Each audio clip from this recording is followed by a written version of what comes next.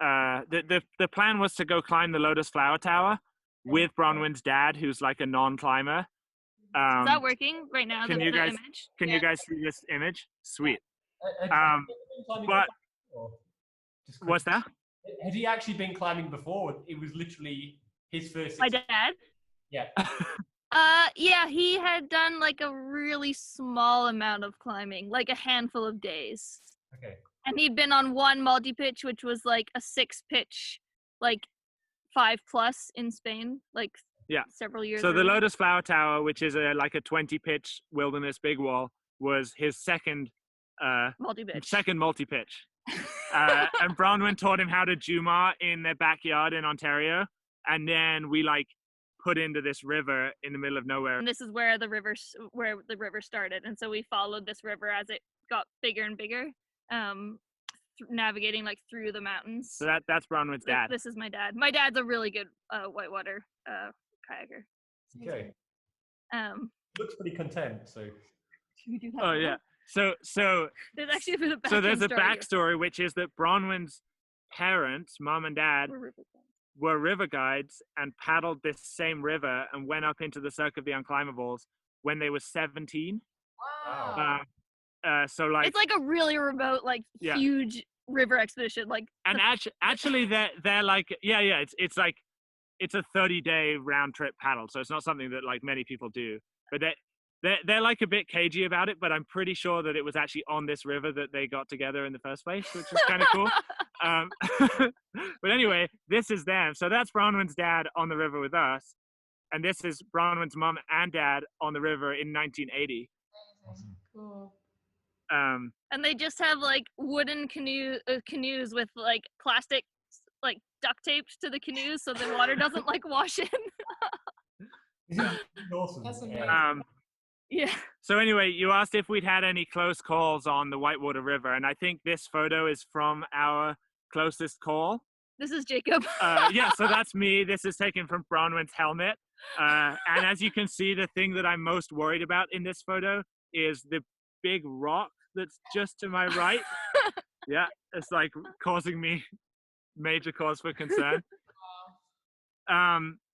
And so, yeah, this was actually in this canyon section of the Little Nahanni River on our way to the Cirque of the Unclimbables.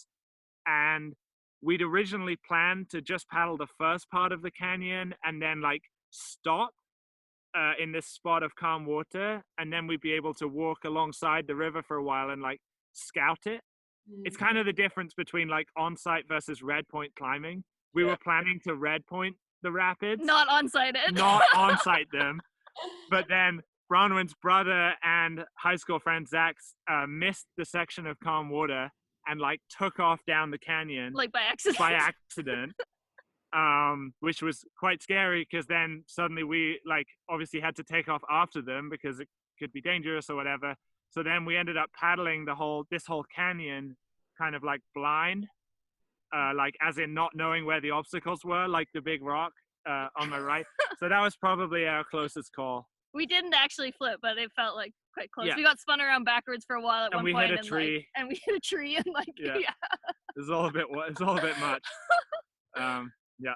Everyone was fine. We were fine. My brother was fine. Yeah, it was all fine. If you flip, how much of a game over is it? Is it just like, we're going to be okay, or? It really depends. Yeah, it depends The thing with this canyon is it's like very continuous and there's not really a way to get out.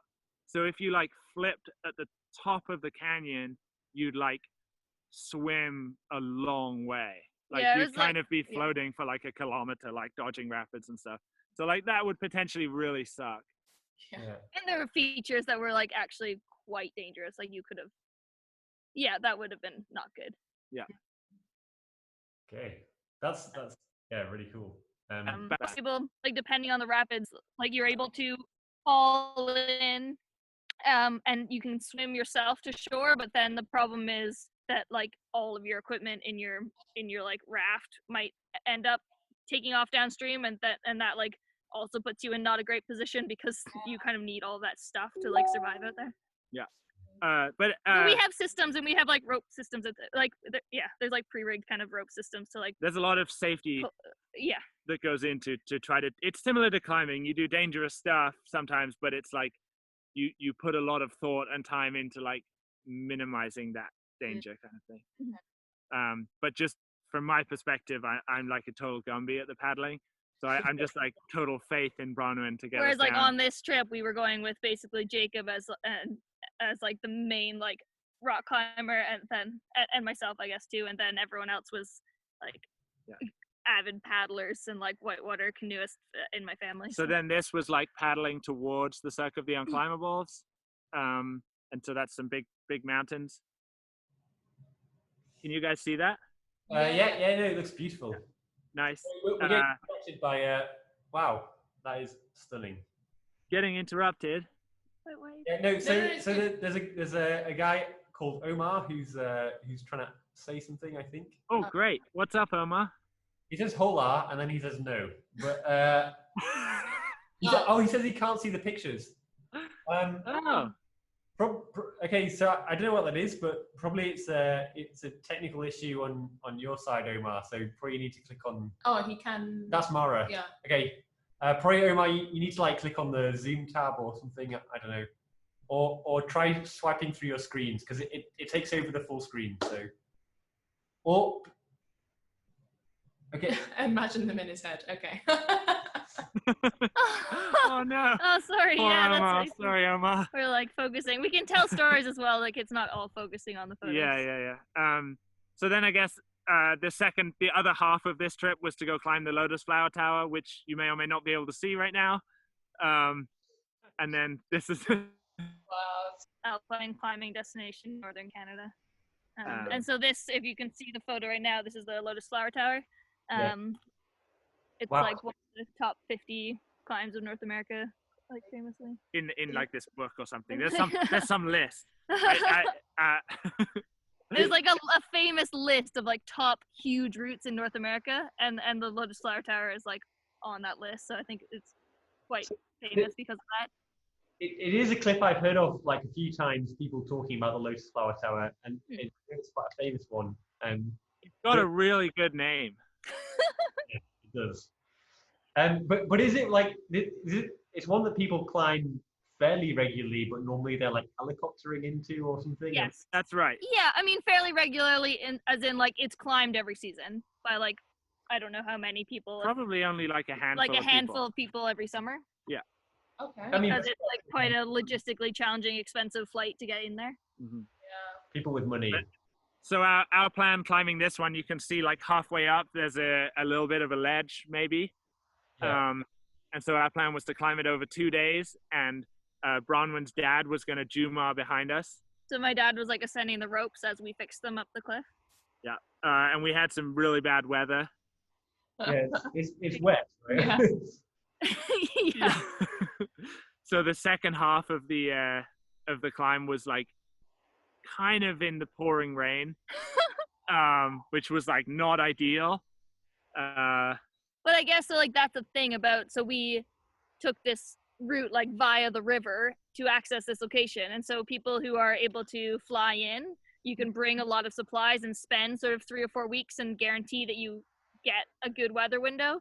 Whereas for us, like we had all of our food and all of our equipment for this 30-day trip, and it took 20 of those days to just get in and out of there. So we actually only had a 10-day window when we were in this climbing area, and so we kind of had to take the best weather we could and just go for it anyways.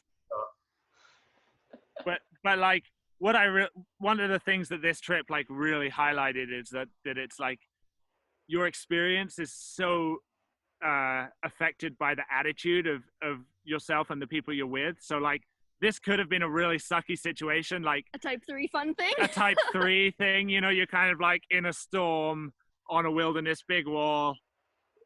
You know, it was like snowing on us at one point. So yeah, it was, like our like tent and, collapsed under snow, but like Bron and her dad Jeff, and that's her high school friend Thor in the background, like just had such a good attitude that like it was actually really fun, and it didn't feel scary. And I just had these like we got these jackets from Rab, but they were all orange except my one. So I just had this like team of orange, Of like like merry orange people. team orange, like following me up the mountain, like whooping, which was pretty cool. So Thor, our friend who joined us here, we at one point like I heard singing and like looked around and Thor is like ascending the rope next to my dad and he's singing like the famous song like Yeah, he's like, in the I'm rain. jogging in the rain. Just jogging in the rain. What a glorious like just like making a parody of that song, just like smiling as he ascends this like soaking There he wet is. rope. That's young Thor. How? So What is the route that you actually took on the Lotus Flower Tower? Like how high? there's only one. the- Oh, yeah, there's only one line. I up don't it, actually but know the name of it. I think But it's just called the Lotus it's Flower Tower. the climb on the Lotus Flower Tower. I don't know. It's 19 pitches, 600 meters, and the crux is 511 minus, which would Yeah, be which in is grades. kind of like an E4 or something. Yeah, but most of it's a bit easier than that. Yeah, most of it's like E1 or The E2 crux or is kind of something. a roof on this head wall, but most of it is following like So you can see Oh, that yeah, just you like can see there. the cracks are like all time. it's just like this 300-meter head wall with these perfect cracks splitting up the head wall, and then these little like black knobs of rock for your feet, like kind of sprinkled all over as well. It's like really kind of spectacular. Oh, Yeah, yeah, so that's more rain. Oh. I know, that's the top. Nice. You had good weather for the top. Yeah, so Yeah, the sun came out. This sun like just magically came out, and we were on the top at like quite late in the evening, but it's like 24-hour daylight. Yeah, I up was there. going to say, so we're like quite close to this time of year. So this was at like 9 p.m., but it's bright daylight. Yeah, okay. Quite fun. Wait, maybe we'll come back for a minute. Can we? Just stop the shake. Just press that button. Ooh. Yeah, maybe Omar will be able to see pictures in future. Hi, Omar. Can you see? You can see us now. Hopefully Omar can see you. Hopefully, Omar can see us. Omar yeah, says he yes. says Yeah. yes. Yeah. Oh, nice. Wait, no, that's Luis Suarez. Oh, Omar said yes. Yeah. Oh, Omar says now I can see your pics. Okay, great. Yes. We'll show some more photos of the next expedition too. Awesome. So that was actually 3 years ago. That trip into paddling into the Cirque of the Unclimbables with my dad. And then you did Baffin Island, right? Yeah, so Baffin Island has been this kind of like crazy journey where it feels like it's gone on for like 2 years now. We actually went on the trip last summer, but we spent like pretty much an entire year like working to like organize the logistics of the trip and convince enough people to give us money to go do it. And then like finally like Went on the trip. we shipped all of our stuff to Baffin Island ahead of time and got it snowmobiled across the sea ice, and so it sat in the middle of nowhere in Baffin Island in these 27 plastic buckets for like 4 months, and then we like journeyed in to find all our stuff, and then we spent the next year like writing articles, and like we're creating this film which is like not quite finished yet, but from that trip. So it's like, yeah, it's like been a whole journey just to like make that one trip happen. But it was kind of like an all-time dream trip in a lot of ways. Like, yeah, it's somewhere it was actually my third attempt at going to Baffin Island. Okay. First successful attempt at going to Baffin Island. But yeah, so what made it something like what made that destination stand out to you in terms of huge cliffs. Yeah, I guess it's remote. Really remote, and it's kind of like it's all like photos make it look just kind of like Yosemite-esque cliffs, loads of them in the middle of nowhere. And I think I had this guidebook written by Mark Synott, like from a long time ago. I just like picked it up some climbing store and like read it cover to cover, and then like 6 months later I'd like read it cover to cover again, and just like, yeah, and then tried to organize a trip, and then it fell through, and then tried to organize another trip, and then it fell through, and then you got me on board. Yeah, and then I got Bronwyn expedition plan on board, and then it happened. Well, Yeah. But We yeah, lost just them. like Are you back? Yep, we got you back. just like so many huge cliffs, and like some of them climbed occasionally, some of them never climbed, and just like this beautiful place where you be out there completely by yourselves. Like, I actually have no idea where Baffin Island is, so I'm gonna. Oh, so it's Oh. it's like top right of Canada, Okay. Okay. actually part of Canada. aka northeast.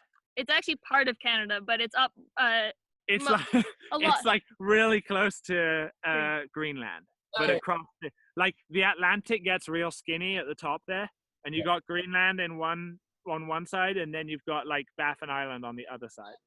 And so it's quite similar landscape.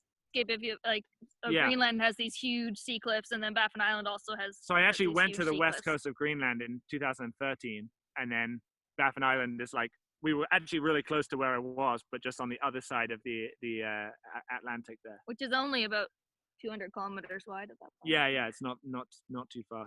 Okay, cool. Wow. And But- it's like quite far north, like above the Arctic Circle. Again, 24-hour daylight for the summer season, and like you can only summer season going there is basically July. Like the time when it's warm enough to actually like free climb enjoyably is like the month of July. Yeah. Does that mean you can climb all through the night and basically? So that was actually factored into That our has a- like decision making of like how we approached the climbs on that trip. So I kind of just had this dream of like flowing up these huge granite walls like really quickly, and just like the idea of like moving really efficiently through that landscape was like really exciting.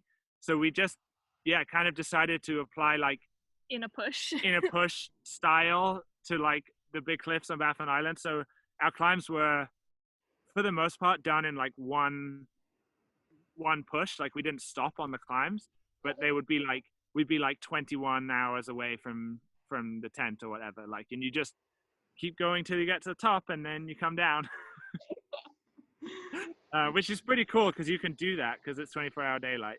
Yeah. You're on your own schedule basically. Like we just started when we woke up, and then you climb until you get to the top, keep going till you get down. Most of our climbs we'd like leave the tent at like 1 p.m. Okay. and then just like climb, just because we'd like sleep in, like make coffee, hang out, leave the tent at 1 p.m, and then like Maybe not that late. I don't know, and then like get to the summit at like midnight, and then like kind of navigate our way down, like, but it just doesn't get dark, which is pretty cool. You'll get tired though. And so for this trip, we also wanted to make it like combined climbing paddling expedition. So we Do you want to bring like some photos? so we had Let's these screen pack share again. rafts. Yeah, let's do that. Let's do some screen sharing. So Michelle is asking, how high were the climbs in Greenland? In Greenland. Oh yeah, go for it. So in Greenland, Bron, I guess, is going to share some photos. So we don't have Greenland photos, so I'll wait for a in Greenland, where I went in 2013, the biggest thing we climbed was this cliff called the Horn of Upernavik, which sounds like it's out of Lord of the Rings, which is probably like a major factor in why we decided to go climb it. And that one was about 1,000 meters of climbing. So I think it's like around 30 to 35 pitches. Mm-hmm. Well, Omar says you're handsome. Thank you, Omar. Oh, you're so kind. And then how long that took you? Like something like a 30-hour round trip or something as well on that. On the Horn of Upernavik. Yeah. So the Horn of Upernavik was also a 30-hour round trip. And so the cliffs on Baffin Island, where we were hoping to go, were kind of like a similar scale. But it was 6 years later, and so you were a lot more dialed in that a lot more style. skilled at like moving quickly over granite. And so we used a lot of simul climbing techniques where like both people are climbing at the same time, and we'd like put these little traction devices called Kong ducks. You can use a micro traction, but I use a Kong duck on the rope, which like means if the second falls, it's a lot safer. And so that meant we were able to do these like giant pitches, and kind of like I was able to like live my dream of like flowing over these granite cliffs on Baffin Island. So we'll like try sharing some photos. Let's definitely share some Bronwyn knows photos. how to Oh work wait, the why did computer. you just do that? Not that. The other press share screen. Oh, and yeah. then You did quite a few first ascents in Baffin Island as well, right? That's right. Yeah. So we successfully did 4 climbs, which doesn't sound like a lot for a nearly 2-month trip. It sounds like a lot for me. Sounds like a lot right Dude. now. It's more than we were expecting to do, so that's pretty good, given that you have to wait at the windows and you sometimes you have to bail Oh, wait, off that's a the wrong. cliff. Oh, Yeah, that's no. the wrong That's place. the other. Oh, I can't find my mouse. Wrong mountains. I can't find the mouse. Wait, can we just go like this? It's quite far. Which No, it's direction? way back. It's way back. No, we need to escape here somehow. I've lost my mouse. There we go. Great. Up the top here. You want to go to paddling in, Yeah, or you could go to Thor. or to start Yeah, with yeah, us? yeah, Okay. cool. Here we go. Okay. Is that sharing with you guys? Yeah, we've got a big cheesy smile, yeah. Yeah. Nice. Okay. Yeah, so this is Bronwyn in Pangatung, which is a tiny community that we started and ended the trip in. So this is this past summer that just happened. Yeah. So just show our teammates that's the photos Oh yeah, we started that's with. me. Hence- I like that you had a good 1,000-yard stare in that photo as well. Yeah, and that's before the trips even started. Yeah, this is when we arrived. This is like anticipation, like nervousness there. Yeah, yeah.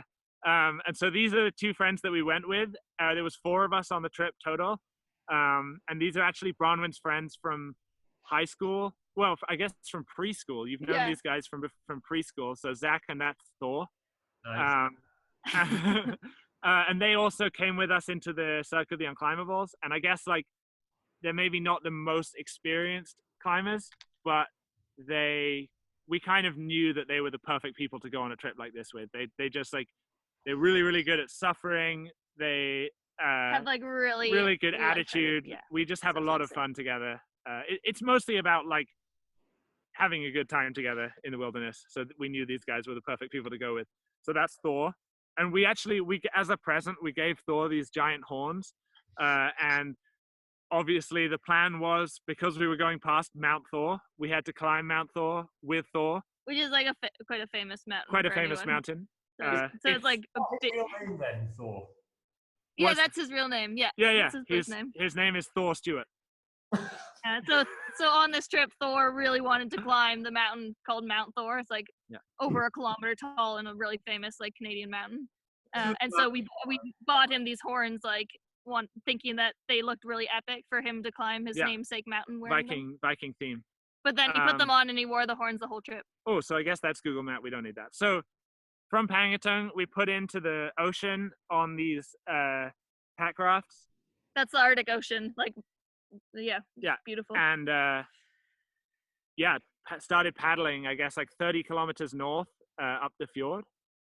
And then once we got to the mouth of the Weasel River, we actually decided that the most efficient way to travel up the river for the first 10 kilometers or so was wading through kind of knee-deep water with ropes tied around our waist, pulling all our stuff behind us on the rafts, which was kind of epic. And cold. And cold. It was like Cold. glacier-fed water. Really your really feet are cold feet. Yeah, cold feet.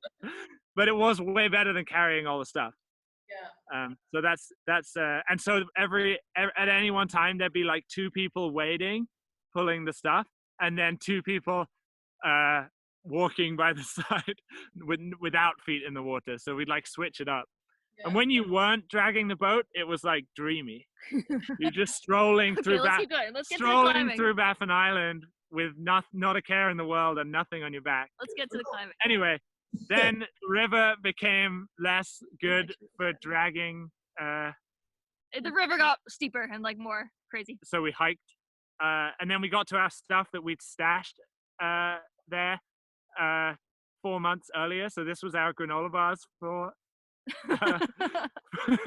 2 months. We stashed other things as well. It was just entirely granola bars. This is just a funny photo. I'm guessing you got sponsorship from some of these bars that we see on the floor. Yeah. Thor did a really, really good job of asking every granola bar making company for free bars. That's quite So funny we that, must have- maybe they sponsor you to try and get an advantage over their competition, but when you But we got free bars from all of them, yeah. No, we had to pay for So some of shout them. out That's to not true. Cliff Bar, Luna Bar, Lara No, Bar, we didn't get all those. Stinger Bar. We didn't get all those. No, I think We bought some of them. Okay, Okay. hang on. This is the team picture. Moving on. This is Mount Asgard. This is our album cover. Yep. And that's Mount Asgard. So that like twin, for anyone not seeing the photos, it's like a twin peaked mountain with kilometer high faces on like all sides. Yes. Pretty And so incredible. mine and Bronwyn's vague plan was to climb both the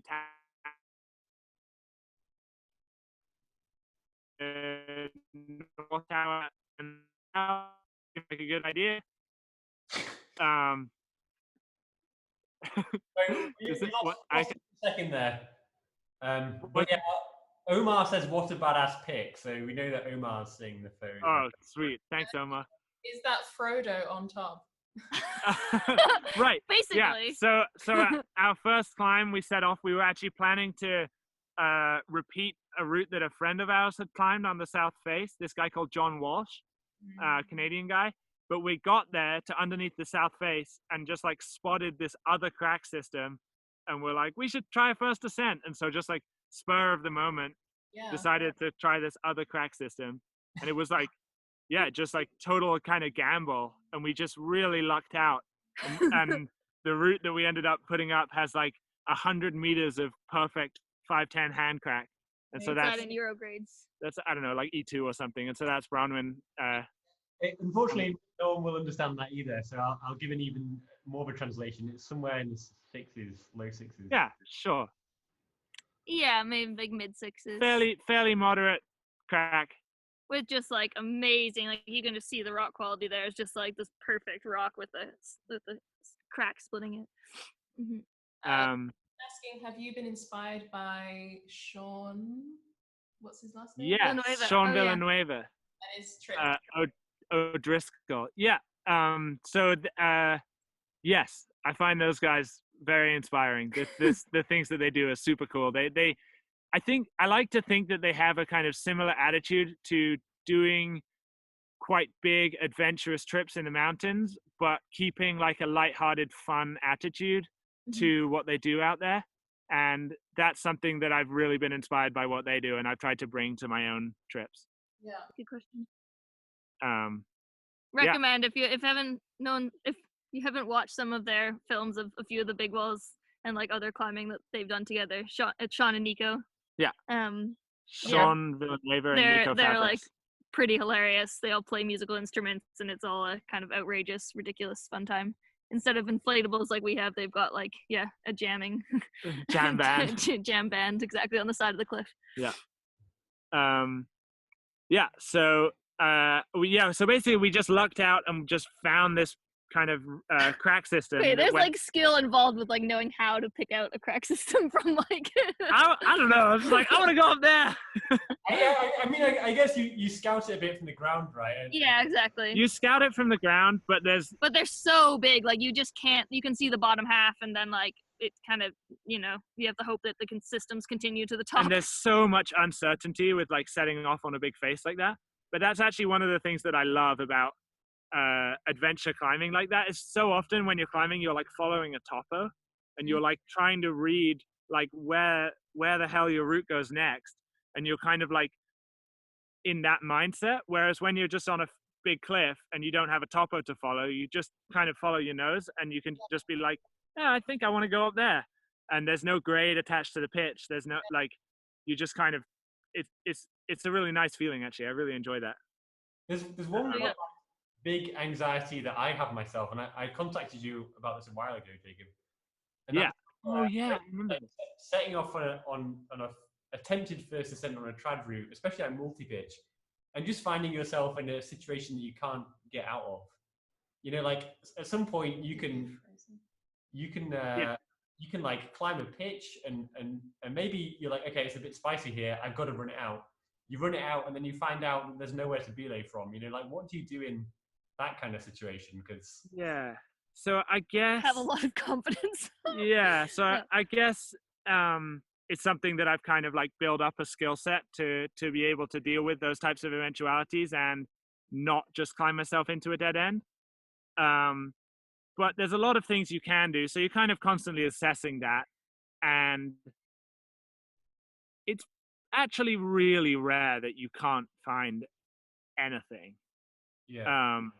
Any sort of piece of gear. But then like for bailing down a big face like this, like if we were to get to 2 pitches from the top and just get blanked out and actually we just couldn't make it to the top, then we would have had to abseil down the whole face, and that Or would down to the next system and try the next system. yeah, again. and that for sure would have involved leaving behind a lot of gear. And so yeah, I guess you just expect to leave behind nuts or slings, or we bring a lot of a lot of 6mm cord to kind of hook over spikes to abseil or rappel off.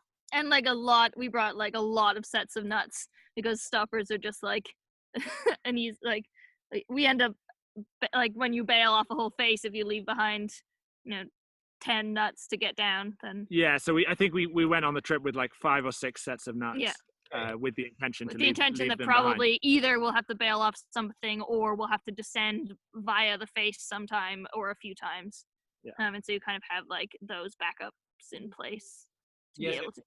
So basically, when you're like, you said like you did like four routes or something, but every single one of those routes, if it's 20 pitches long, you're doing like 80 rappels, or well, maybe not so many, but So like Mount Asgard, this like at the longest. So like Mount Asgard, this mountain, you saw the photo of it with the twin peaks. So actually the easiest way to descend off that mountain is to, we'll go back to it, is to rappel into the notch between the peaks, and then you can actually kind of like scramble with a few rappels, mostly down from there.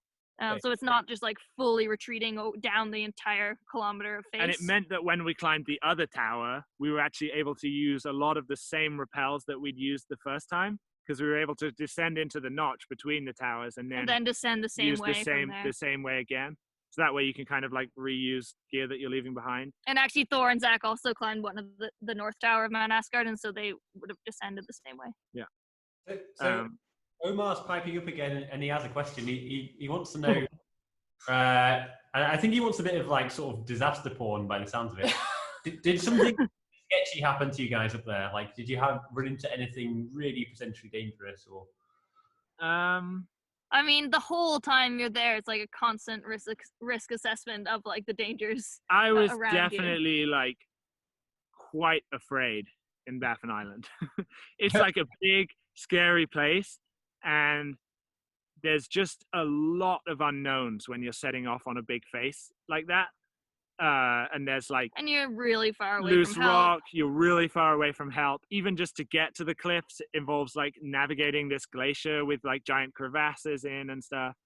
And so yeah, but and also like, so this is the early, when we were climbing this, it was probably one of the first really hot days of the summer, and so stuff was just melting all over the place. Like every 20 minutes we would hear this huge avalanche coming down from one of the mountains around us, like as the snow, super atmospheric, as like the snow is all melting. All the couloirs behind us, there was like 4 or 5 couloirs in the wall opposite us, and one would avalanche like every 20 minutes.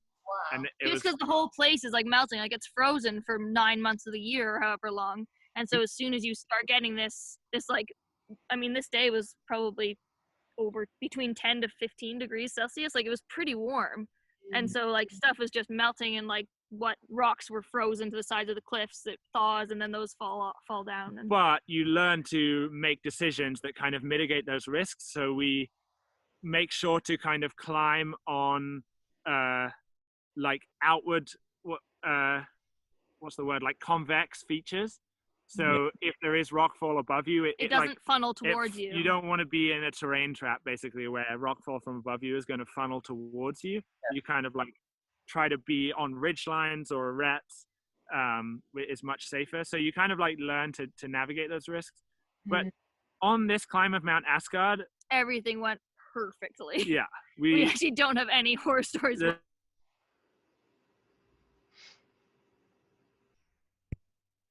I guess we were very careful and kind of slowly in ability, and yeah, everything went to plan on this one. So, but yeah, definitely a heads up place. Here we are on the summit. Oh yeah, so that's Bron trying to take a nice summit photo, and me being an Asgard crocodile. Jacob just being weird. Yeah. So we've been going for quite a few hours at this point. The whole route took us 20 20 hours. Yeah, I think we were on the go for 20 hours putting up this route. And yeah, it's like an entirely new route up the south face of the South Tower of Mount Asgard. So what was this route called? Oh yeah, so we called this one "Never Laugh at Live Dragons," which is a quote from Bilbo in The Hobbit. Because I guess I kind of Mount Asgard felt like a bit like a dragon. It's like this huge beast, and it was kind of felt like it was alive, like very all these intimidating. rock falls like falling down, and like, yeah, I guess. We felt pretty lucky to be able to just go in there 20 hours, put a new route up, escape, and like be like completely fine and like have our we like success. snuck away with the treasure. Nice. That's a good name. You did another first ascent as well, or it was 2, right? An unnamed tower, which is also named after a dragon. It's named after my favorite dragon from Magic the Gathering. It's getting even nerdier. Magic the Gathering is like a nerdy card game. I don't know how to get and so there's a dragon that I like in Magic called Niv Mizzet, and so this one we named after Niv Mizzet. Let's find those routes. So we don't have the photo of the face of it. So of the 2 routes, then, which was the more challenging one out of the?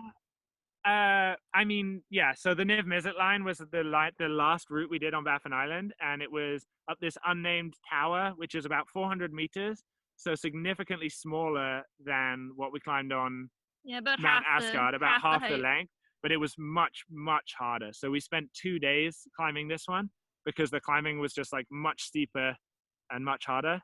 And so I think Never Laugh at Live Dragons went at like 510, which is like kind of like 6B or something, whereas this one was like 7C plus, so like much harder. Yeah, it was like a completely different. And so like this was on the lower pitches. We were aiming for these cracks in the upper head wall, and then we had a bivvy where this is Bronwyn kneeling on our ledge, and there was just enough space to kneel down and cook dinner, and we slept on these inflatable portaledges, which our friends in Squamish make, called Grade 7.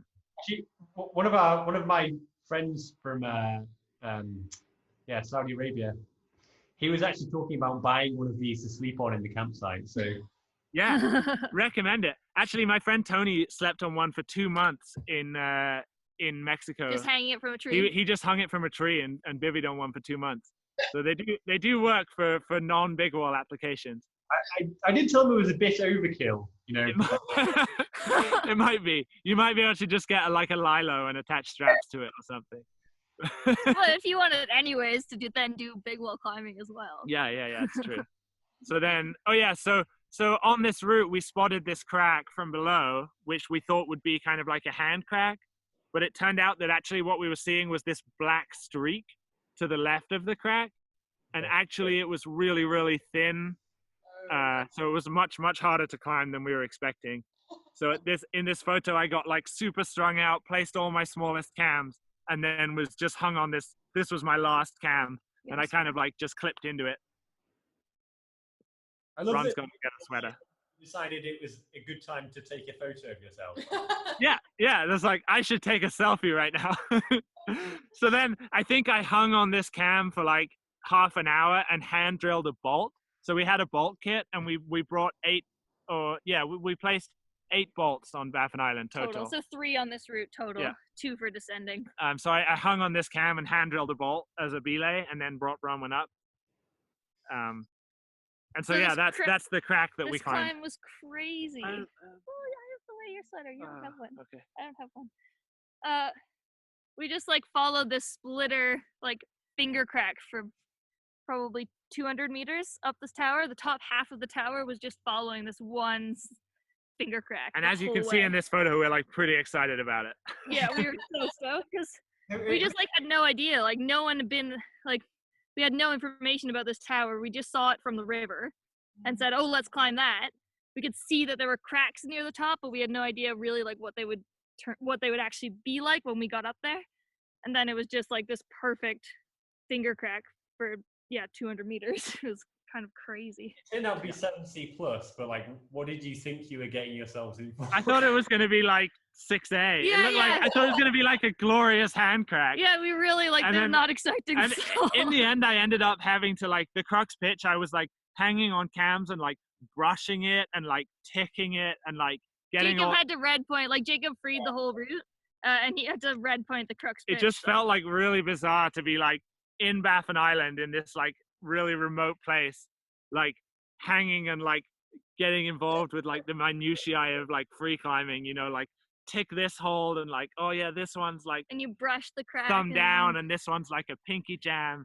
And, like, And like you only had time for like a couple. yeah, I had descents, like time 'cause- for like 2 tries. 'cause So it's again, like, we're not like going full big wall style of like siege style with all of our like multiple days of food. Like we're there with 2 days of food and water, and and like this was our second day. and Yeah. exactly So the we had first to we had day, to go down this day basically. we had to get back to the river Yeah. like this day, so it's like a little bit pressure on. And so kind of we thing. thought it was an unnamed, unclimbed tower, and we didn't see any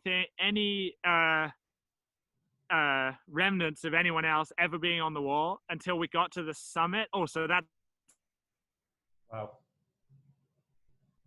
Where did he pick up seven C's crack? I didn't really hear that. that's Bronwyn. But anyway, Just like there was like the one crux pitch that was 7C plus, and then there were like 3 or 4 other pitches that were just slightly easier but just as continuous. Is this the crux pitch we're looking at now then? This or is actually the pitch right below the crux pitch, so it's just about 1 grade or maybe 2 grades easier. Okay. Wow, it looks amazing. oh Yeah, yeah, it we were was amazing. so lucky to find it. It's like, yeah, like a all-time crack. But yeah, so like we got thought some questions. we I thought don't know this what was they're- a totally unclimbed tower until we found a piton on the summit. So we like pulled over onto the top, and there was this like ancient rusty piton.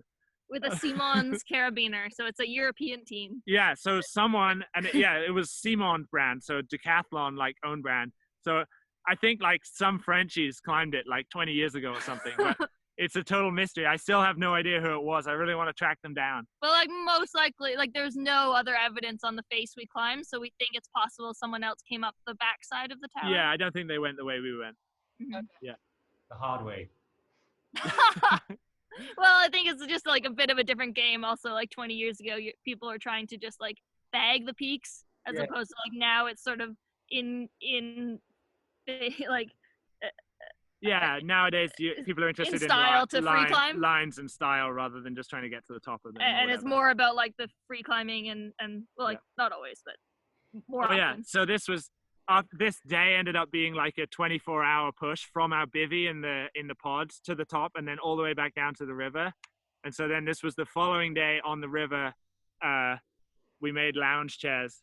Those are the same like inflatable portal edges. They also work really well as lounge chairs. Yeah. I'm just gonna go back to the photo before because actually, at the same time as us climbing this tower, Zach and Thor, the other teammates, climbed the mountain in the background. So that's Mount Ulu.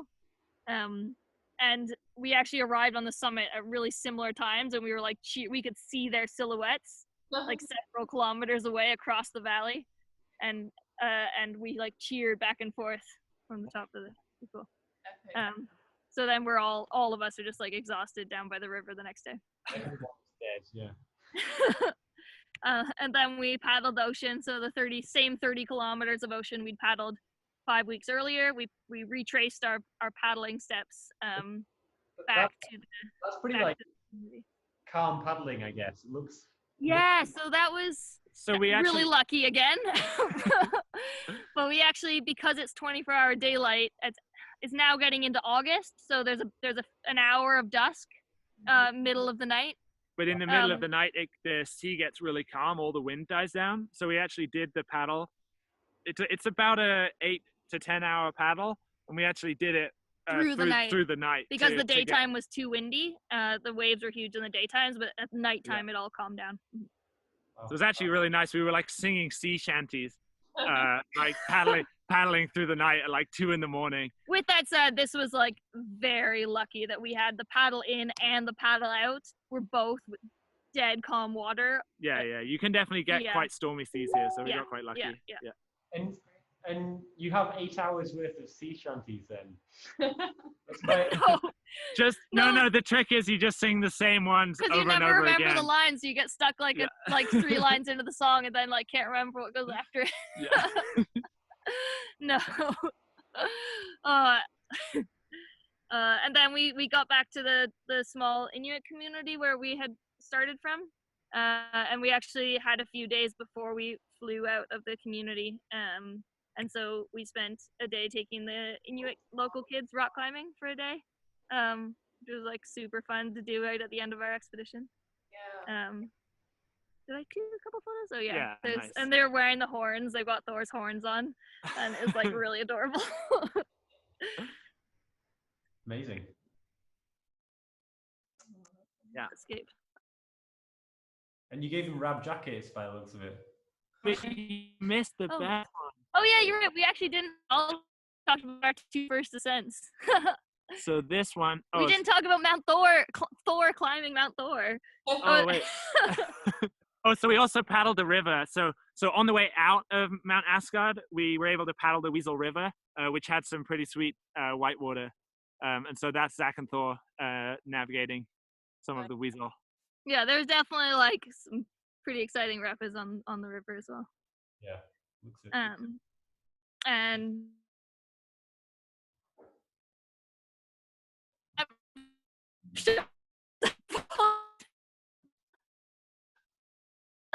you guys able to Okay, we can see it Oh, now. we can see it now. Yeah.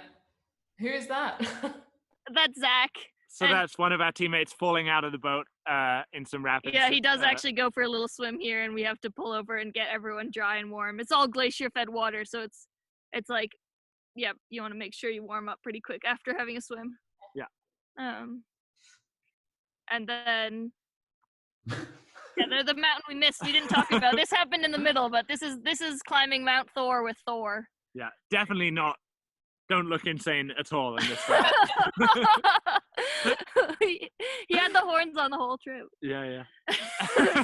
And so that's Thor at the top of Mount Thor. It was like pretty Yeah. epic moment. We'll just pause it on that one for a moment because Yeah. that's all time.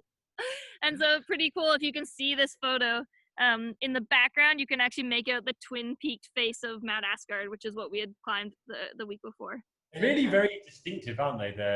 Yeah. Yeah, Mount Asgard is like a crazy mountain. Thing is, because so the mountain, the snow line behind them is the edge of the Penny Ice Cap, which covers a huge part of Baffin Island. And the reason all these mountains close to there are so flat topped is because they used to be like underneath that glacier, and as it's receding, it's carved away the top. So I think that Yeah, I'm so not you a get these geologist, but I crazy think like that- flat top cylindrical shaped mountains, which is super cool. But yeah, Asgard is like seems to be especially uniquely shaped. Towery. Yeah. Cool. But yeah, that was kind of our trip to Baffin this summer. I So wanna- did anyone have some questions that we didn't manage to answer there? Is that photo on the top? Did something super sketchy happen? Oh yeah. Oh, we kind of skipped that. We did actually have a mountain on the trip that we started up. I mentioned it earlier. We started up Mount Taroka, which was a rock climb on the. Am I still screen sharing? Yeah. It was this rock climb here. We went up that face. It's about 600 meters. Got sort of a few pitches up, and it was very loose rock and pretty scary and kind of crumbling. We climbed 3 pitches, and all of them are in my top 5 loosest pitches of all time. Yeah, so we like ended up like knocking a block off and like getting like close to hitting someone. I climbed this chimney that was like one half of it was rock, and then the other wall was just mud. And so I was just like chimneying with like my back against mud and my feet on the rock, and just kind of like inching my way up. So yeah, bad. Yeah. Bad plan. So we ended up like bailing off of that mountain. That's me like looking really concerned. Yeah. And then like came down and just hung out like in the like beautiful sunshine in the meadow for a few days, like kind of getting our psyche back while we were sort of shooken up. Yeah, and spending some time on the flamingo. Yeah, so yeah, when we got the flamingo out for some like rejuvenated like psyche. Yeah. See, look at how practical, multi-use inflatable portal edges. They're also like beach chairs. Yeah, yeah. I Okay. think that was all the questions. Yeah, stop Great. share. Come back to us. Yeah, so we're back. Cool. Actually, we've been speaking for like an hour and a half now, so Yeah. That's People are still interested. yeah. Honestly, I could like talk to you guys for twice as long because I know you've done even more stuff than this and like loads of cool adventures. too much to talk about. I have a question though before we leave. Yeah. I saw from when you came back from Baffin Island that you made not a typical Jacob post on Instagram where you're kind of like reflecting about what had happened, and you're saying, quite a few people who've had like, unfortunate things happen to them in expeditions. Sure. Like you were saying the difference between you and them is that you've just been lucky and you've been kind of weighing up what you want to focus on in your climbing. And you're wondering, where to go from that point. So have you had any more thoughts about that and what it is? For sure. Yeah. So, I found the trip like really, really quite scary. And it's kind of like nothing really prepares you for actually believing that you might die. Like it's like it's kind of like all fun and games, and the trip is like a huge dream, and these climbs that I've like dreamed about doing for like years and years and years, and it's kind of like the culmination of all of these like adventure climbing skills I've been honing for like the past 10 years to go do this thing. So it's something that I really wanted to go do, but also it's like it's like a big, scary, dangerous place, and like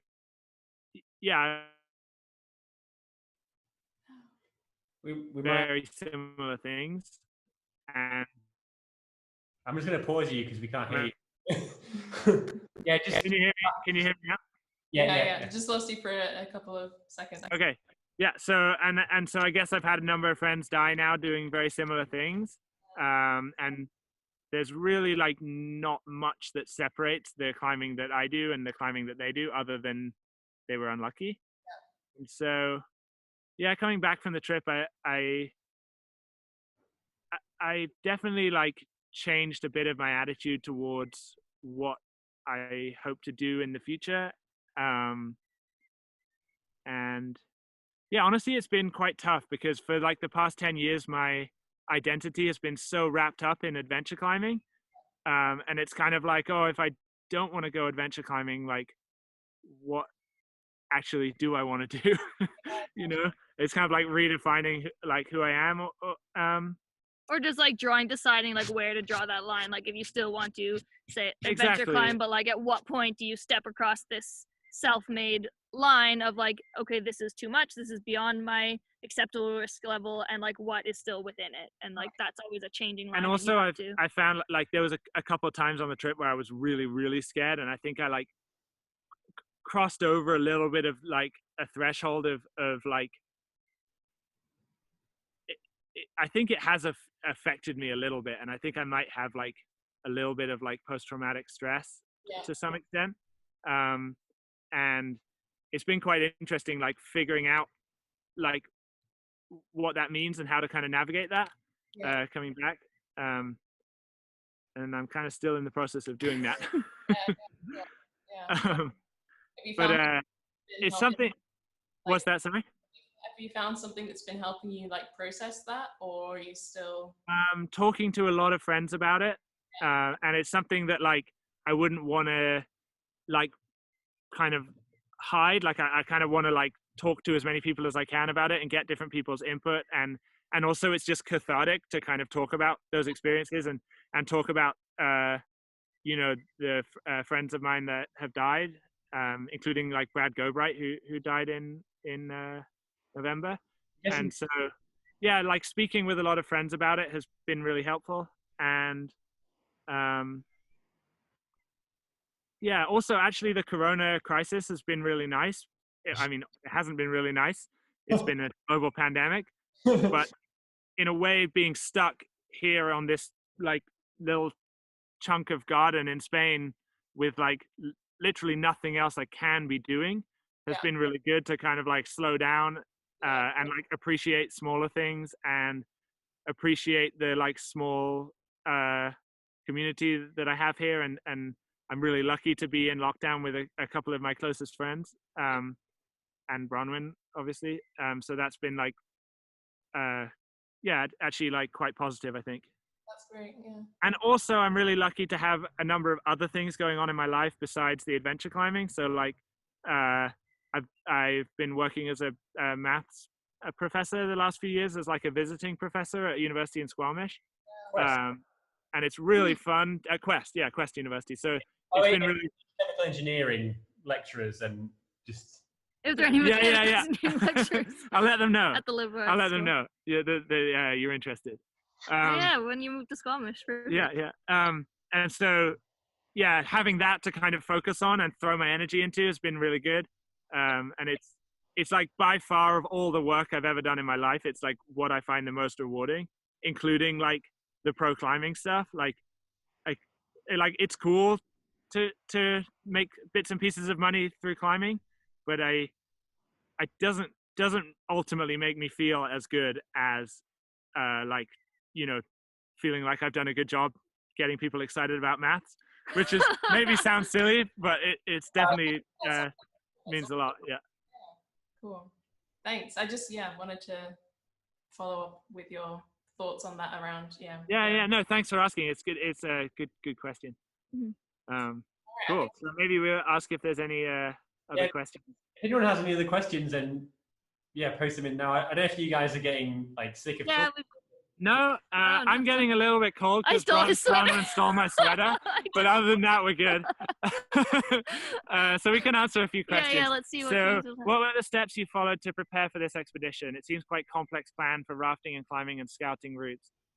Yeah, so I guess basically like going in just months and months and months of planning. And like a lot of prior thing. I think that new routing and adventure new routing, and then like my experience expedition like guiding expedition river trips was like quite a perfect pair to like then come together and like, make also like trip. I went through every article in the American Alpine Journal that mentioned Baffin Island and just kind of like learned everything that anyone had ever done there, and we Skyped a lot of the people who'd been there to get as much information as we could. And we had all different kinds of maps and like just basically getting really nerdy with it. Like we spent a year basically apply the same and also we applied for a lot of grants, expedition like mountaineering grants to get some funding to go do it. And so I felt like I like approached it in a similar way to I have like university projects in the past. Like I just like let's find out every single bit of information we can about this thing and compile it together. Kind of like a research project almost. And then scouting routes. The thing is, you can do all the preparation in the world, and then at some point you've just got to give it a go. And there's going to be massive amounts of unknowns. And it's quite a weird step to go from this thing that you're going to do in the future to like, this is what I'm presented with right now. And there's some luck to do it. Like, we bailed off the one new route, and then we succeeded in the other two. Yeah, also being open to bailing if it doesn't work out. And like constantly changing and like assessing, like as you're going up, like making decisions. Like, okay, our original plan was to go up this way, but like now that we're here, this way looks better. And like we often take we had quite a high resolution camera that we took a photo of the face beforehand, so we're able to zoom in and like see sort of what's coming ahead of us. That's a really good tactic for adventure climbing is take a photo of the wall and then you can zoom in. So even when you're like way up against the wall and all you can see is 20 feet in front of you, like you can have this photo and zoom in and you can see pretty like close in features. At least like sort of systems, maybe not the finger crack versus hand crack sort of detail. That's pretty perfect if you want to get like sponsorship from a really expensive camera company, you know. You just... Oh yeah, you got to get a super good telephoto lens. Yeah, good really plan. Important, right? Good plan. Yeah. Luis Suarez says, "Did you have plans to climb El Gigante?" I mean that's a climb that's been I've known about for a long time. There's that sport route called Logical Progression, and there's also a number of adventure climbs. But actually, that's one of the cliffs that a friend of ours died on quite recently. So It might have taken a backseat. I'm not. That's not on top of my list to go climb right now. Is that Potrero Chico then? No, so No. El Gigante is in another part of Mexico. I think it's in Chihuahua. Luis What? Suarez says it's in Chihuahua. Yeah. So I believe it's to the north west of Potrero, or Maybe west. Louis can correct us. West, maybe Luis Suarez. I was going to ask a question from Frat and Eri, but they seem to have disappeared a long time ago, whoever they were. So, Oh, okay. Yeah. So it says when you reached the 8th grade of climbing after 3 years of climbing, had you been climbing every day or like? Oh. Yeah, I think it was. Just, Yeah, I mean. How did you get so good so fast? Really good coaching, is that? Yeah, good coaching. Yeah, definitely. Like pretty quickly, I went from like starting like discovering what rock climbing was all about to like pretty committed, like rock climbing pretty continuously with Jacob. So I spent that first year in England kind of adventure climbing with Jacob, came back for 9 months to finish my degree, and then after that point, we've basically, the two of us have been on like rock climbing trips or like living in rock climbing towns or like basically basing all of our life decisions around rock climbing. So it wasn't like necessarily like every single day, but like, yeah, life is like very much revolved around going rock climbing and like especially outdoor rock climbing as much as we can. Also, I think Oh no. means she does naturally really quite well climb. I think that one of them is she's like a natural endurance athlete. So like she used to do a lot of running, which I think definitely like helped going into it. And also like, I think the number one thing that kind of allows people to like, the number one thing that all people that climb hard routes have in common is that they try really hard. And so I think that's what Bron's got, which allowed her to get into the 8th grade quite quickly is just like that kind of fight to the death, like try hard mentality, which like allows you to improve Cool.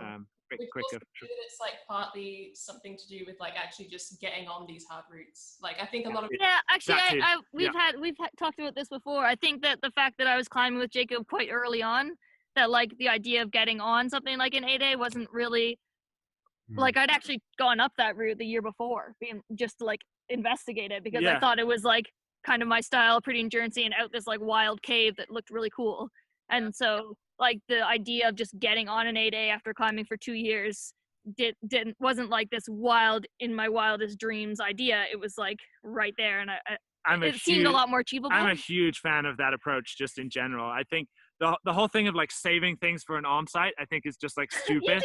I think it's just like, well, but like not even that. I mean, it's also like if there's something you want to climb, like you just like go try it. And then if it's too hard, then at least you'll like know what you need to do to be able to do it. And I think like that can especially relate to like something like sport climbing, like maybe on some sort of like huge adventure climb that like you might want to be within your limits a little bit more, but like something like a sport climb that like, you know, most cases were. But like Zach and Thor were like not, you know, super experienced. They weren't, but like by no means the most experienced people we could have gone to Baffin Island with, but they were able to just go out there and choose objectives that they were able to do, and they ended up making some first ascents of some big unclimbed cliffs in Baffin Island, which is like really impressive. So Zach, I think, bought his first trad rack 11 months before going to Baffin Island. Yeah, this is what we're talking about. Like, it's like a trend. Yeah. But like the objectives that they did 2 first ascents, both about like 500 meters or 600 meter routes, and like generally Jacob and I were looking at like steeper faces than what they were looking at, but they still like end up putting up some pretty cool like just staying within their limits. And like we had a lot of discussions, sort of like them asking us questions and us like, you know, being like a team together. But then they went, anyways, like almost like mentorship, a little bit like mentorship relationship out there between the two of us and the two of them. June says, are you considering another trip to Greenland now that you've honed your granite crack climbing skills? Actually, kind of, yes. Well, Well, I have like a dream to go back to the cliff that I climbed, the Horn of Upernavik in 2013. But this time I'd like to sea kayak there. I think would be really cool because it would just be so awesome to be sea kayaking through those fjords. And like, I can just imagine it being really, really silent and just like paddling through these like icebergs. yeah, That's probably like, a little bit dangerous. icebergs and stuff. I don't know. I think it would be really cool. Sounds awesome. Yeah, sounds really cool. Yeah. Yeah. Actually, I mean, we have a lot of granite, big walls, even in Saudi Arabia. So. Oh yeah. Climbing's remarkably good, but yeah, we can talk about that some other time. I'm in. Send me photos. It's unbelievable. Yeah. Actually, I have like 2 last questions then. Awesome. Fire away. Yeah, this is kind of fun. So, Yeah, this is fun. So the first one is, so I feel I should like compete with Lattice a bit in collecting data and publishing stuff. So I want to know, can you make the prayer position behind your back, like pointing upwards? I can't do it myself, but I think climbers can't do it. So I want to know. I think I'm doing it. Wait. Yeah, doing it. Pointing up? Riku can. Yep. Oh. No, I don't know. Yeah, Wait, he's doing it. am I doing it? Yes, look at you. I swear this is just you. You're like a T-Rex. Okay. No, I don't think I can do it. Bron, turn No, around. I can't do it. I'm trying. I can't. I'm not able to. I can't. Yeah, go on. Just like. It means I must be stronger. Apparently I can and Bron can't, which is surprising. I'm surprised about that. Yeah. So I can do it. I can do it. Okay. Okay. Right. Huh. So that's an unexpected question. you, and I've got like. Some other people are trying on the chat. Victor says I cannot. Tyson, thanks for making. Yeah, Tom Randall is going to be. No way. I can do it all. So my final question, when you unfreeze. Oh, Faithful apparently can't do it either. Okay. Yes, one more point for me. Yeah, final question is, yeah, I mean, when can we come on one of your adventures? I want to... Come to Squamish. Yeah, so actually my little sister just bought a boat with her boyfriend, and we were talking about You frozen. coast along the west coast.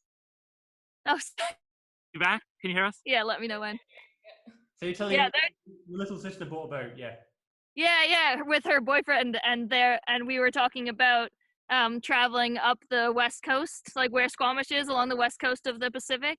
And there are quite a few incredible fjords lined with cliffs, like up that coast, which would be like a pretty cool, like close to the home, like water climb expedition style adventure, which could happen in the near future. Come to Squamish. Give you guys an invitation, Bron, so thanks. Yeah, really like I don't know. I like climbing with everyone. So like if anyone is in Squamish and sends me a message like let's go climbing, it'll be good. Unless you just move to Spain and live here indefinitely. Yeah, I'm thinking of starting a commune in Spain. Like we'll let you know about that. Depending on how things go, it might be a commune in Spain instead. We don't want to leave here. Once we can start climbing soon. Yeah. Well, thank you guys so much. It's been really fun. And yeah, thank you guys. Thanks. Yeah, that was really fun. I'm actually like really, really inspired. I'm really psyched right now. Let's go. Yeah, we're totally down here, so. Yeah. Oh, really? Wait, where are you guys? We're in Saudi Arabia. Whereabouts?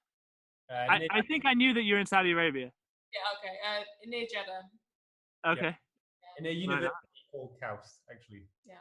So thank you to apply Kaus for that one. for providing this webinar service. Oh yeah. Do they need anyone to come teach math? Almost certainly, yeah. Oh wait. Okay. Yeah, Jacob's been applying for like various math positions like all around the world right now. Yeah, just trying to take one. I've been like applying for math jobs in like the craziest places, like just because it would be an adventure. I applied for one in Vietnam and one in Bangalore. Because like if he gets it, then we'll so just yeah. go. We'll just move there for like the semester. Just for or a whatever. semester, yeah. Yeah, I mean, You should send us some context. it's, Actually. it's worth a punt. I don't know any of the maths professors, but yeah, worth a go, I reckon. Definitely. Okay. Give it a go. You can Okay. show us all the cliffs around you. We Yeah. lost you for Are we back? Yeah. It's probably Okay. time to say goodbye anyway. So yeah. Yeah. Thank you once Sounds again. good. Thanks so much for chatting, guys. Yeah, hope everyone learned some stuff. Yeah. Bye. Bye. No problem. I guess we just like